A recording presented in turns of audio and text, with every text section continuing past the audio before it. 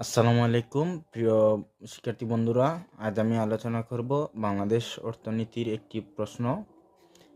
উন্নত দেশের বৈশিষ্ট্য আলোচনা করো।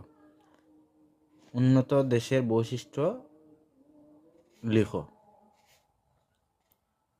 ভূমিকা: যে সকল দেশ আধুনিক যন্ত্রপাতি, উন্নত প্রযুক্তি, কলা-কৌশল ব্যবহার করে জাতীয় আয় মাথাপিছু আয় বৃদ্ধির মাধ্যমে জনগণের জীবনযাত্রার মান উন্নয়ন করেছে, তাদের উন্নত দেশ বলে। একটি উন্নত দেশের স্বাচ্ছন্দ্যের মাত্রা উপলব্ধির জন্য এর বৈশিষ্ট্যের সাথে পরিচিত হওয়া দরকার।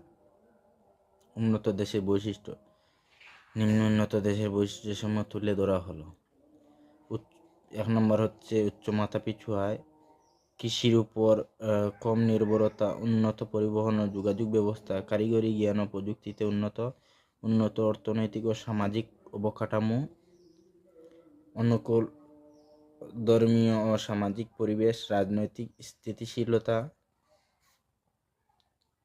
প্রাকৃতিক সম্পদের প্রাচুর্যতা, ব্যাপক শিল্প উন্নয়ন, ব্যাপক শিক্ষার প্রসারতা ও উচ্চশিক্ষিতের হার, সঞ্চয় প্রবণতা অধিক, ফলের মূলধনের প্রাচুর্যতা, আন্তর্জাতিক বাণিজ্য প্রাধান্য, নিম্ন জনসংখ্যা বৃদ্ধির হার এবং নিয়ন্ত্রিত জনসংখ্যা।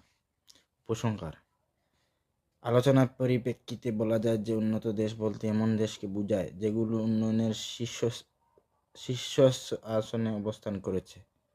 সবাইকে ধন্যবাদ। ভিডিওটি ভালো লাগলে লাইক শেয়ার করে বন্ধুদেরকে জানিয়ে দিবেন।